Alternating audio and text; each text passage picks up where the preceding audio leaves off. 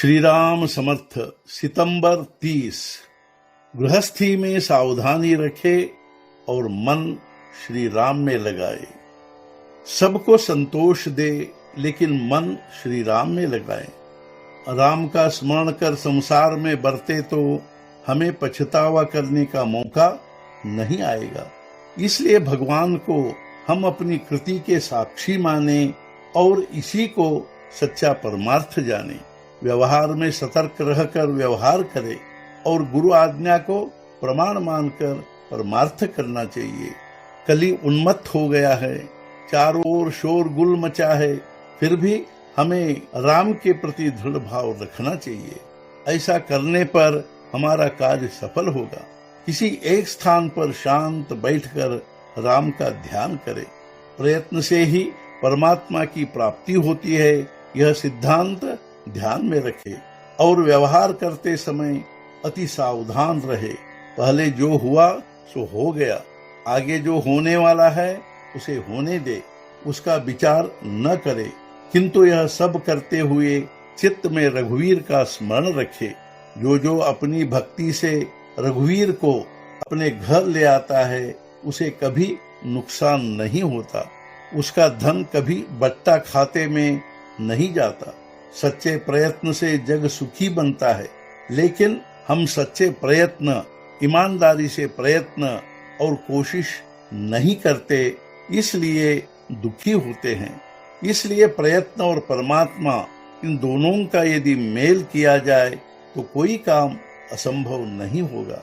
जहां हमें लाभ दिखाई देता है वहां हमारा मन दौड़ता है, लेकिन हमें भगवान में चित्त लगाना चाहिए और शरीर व्यवहार में।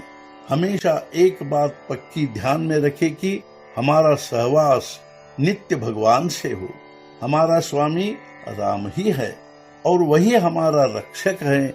यह ध्यान में रखकर विषय की योग्यता जानकर संगति करे। देह भगवान को अर्पण कर मुख से नामस्मरण जारी रखे। जिसे संतों का सहवास प्राप्त होता है, जिसकी राम के प्रति प्रीति है, वही वास्तव में धन्य है। ऐसे ढंग से हमें व्यवहार करना चाहिए कि परमार्थ में आश न पहुंचे। राम को चित्त में रखकर व्यवहार सावधानी से करे।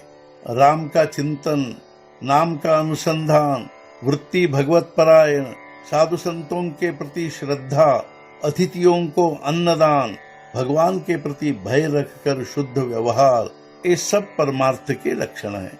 इसके सिवाय दूसरा कोई परमार्थ नहीं है।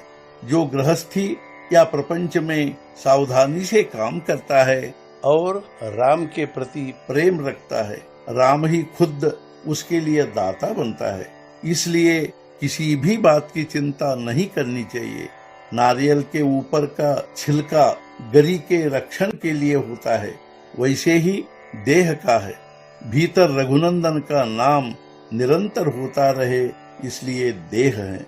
मन राम को अर्पण कर परमार्थ सुरक्षित रखना चाहिए। कर्तव्य दक्ष होकर करे, फिर भी राम चिंतन में कभी खंड न हो। प्रयत्नों की चरम सीमा कर परमेश्वर प्राप्ति होती है, ये सज्जनों के वचन ध्यान में रखने चाहिए। गृहस्थी प्रारंभ करते समय राम स्मरण करे और अंत में भी उसी का ध्यान रखे। हमारे मन में दृढ़ विश्वास हो। संतोष प्राप्ति का साधन कर्तव्य करते समय ईश्वर का स्मरण रखना है। कोई फलाशा न रखते हुए प्रयत्नों की पराकाष्ठा करनी चाहिए। निस्वार्थ बुद्धि से कार्य तत्पर रहे। जब तक हमें देह का स्मरण है तब तक व्यवहार करना जरूरी है। इसलिए निरंतर प्रयत्न करते रहना चाहिए। फल देना न देना ईश्वर की इच्छा पर छोड़ दे।